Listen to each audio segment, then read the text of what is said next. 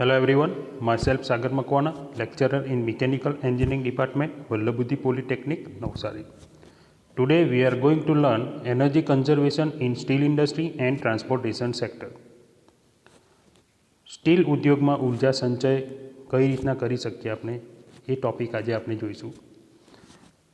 Friends, as we know, steel industries are very big and consume heavy power. If only small fraction of energy is saved, it will result in very large saving of power. So, first point for energy conservation in steel industry is try to increase production of steel per ton of fuel consumed. પ્રક્રિયાની પેદાશ વધારી ton દીઠ ઉત્પાદન માટે ઉર્જા વપરાશ ઘટાડો કરવો. Second point, steel plant should always be run at full load. Steel plant છે તેને મહત્તમ ક્ષમતાએ ચલાવો, ફૂલ લોડ પર એને રન કરો. Next, use raw material of good quality and fuels with good calorific values. Okay, use raw material of good quality. Raw material સારી ક્વોલિટીનું વાપરો અને ફ્યુલ પણ ગુડ કેલરીફિક વેલ્યુવાળું ફ્યુલ પણ યુઝ કરો. Next, install waste heat recovery plant. Waste heat recovery plant install કરો. એના ઘણા બધા એડવાન્ટેજ છે. Because as steam boiler power plant or water heating plant આપણે વેસ્ટ હીટ રિકવરી પ્લાન્ટ તરીકે યુઝ કરી શકીએ. Check the heat losses and remove them. જે પણ ઉર્જાનો વ્યય થતો હોય તેને શોધો અને એની દેખરેખ રાખી એને અટકાવો. Test the performance of waste heat recovery plant. Waste heat recovery સિસ્ટમનું પરફોર્મન્સ પણ નિયમિત તપાસો. Next point, furnace performance should be thoroughly check. Furnace સ્થિતિ ચેક રેગ્યુલરલી થવી જોઈએ અને એને સ્થિતિ સુધારી શકાય by provide good draught for complete combustion of fuel, plug heat leakages by improved insulations. એટલે વધુ ફર્નેસ વાપરી ડ્રાફ્ટ ઉત્પન્ન કરતી પદ્ધતિ સુધારી ફ્યુલ એર ગુણોત્તર નિયંત્રિત કરી હીટ ઇન્સ્યુલેશન સુધારીને આપણે બળતણના વપરાશમાં ઘટાડો કરી શકીએ. Okay, improve basic methods and plant layout for energy conservations. ઉર્જા સંચય કરવા બેઝિક પ્રક્રિયાનો માર્ગ સુધારો, પ્લાન્ટ લેઆઉટમાં પણ સુધારો કરો. Then adopt preventing maintenance and clean house keeping programmes. પ્લાન્ટનું રેગ્યુલર મેન્ટેનન્સ, એની જાળવણી અને હાઉસકીપિંગ સુધારો. Increase the use of scraps. Scrap વપરાશ વધારો. Introduce system of energy audit in every section of plant. શક્ય હોય તેટલું ઓટોમેશન અપનાવો, ઉર્જા રિકવરીની પદ્ધતિ અપનાવો.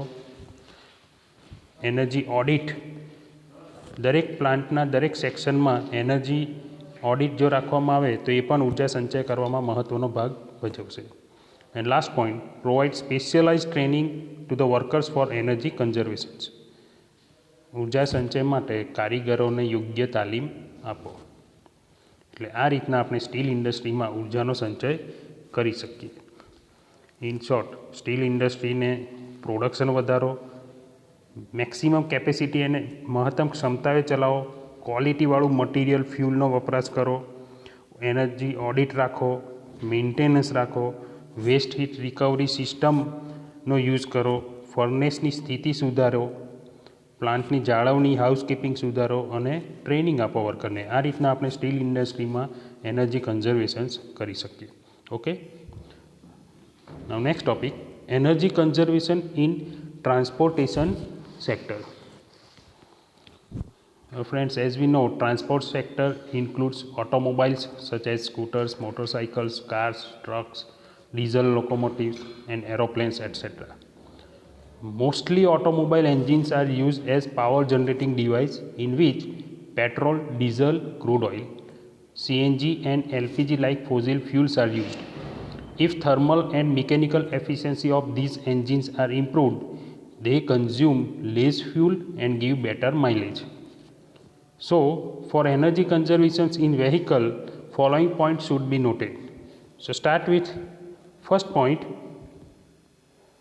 maintenance of vehicles should be strictly carried out according to the recommendation given in the operating manual of the vehicle. હવે વેહિકલનું maintenance strictly જે મેન્યુઅલમાં આપેલું છે વેહિકલની એ જ પ્રમાણે થવું જોઈએ.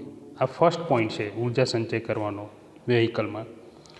Second point, regularly check carburettor, fuel injection pump and fuel pipelines. Carburettor છે, fuel injection pump છે અને ફ્યુલ જે પાઇપલાઇન છે એને રેગ્યુલર ચેક કરો. The next point, the engine should be stopped if more than 2 minutes helps required to be made. જો 2 minute કરતાં વધારે ટાઈમ સુધી જો વાહન ઊભું રાખવું પડતું હોય તો એન્જિનને બંધ કરી દો, જેથી કરીને ઉર્જાનો વ્યય નહીં થાય. Fuel pump should develop sufficient injection pressure for ઓટોમાઇઝેશન.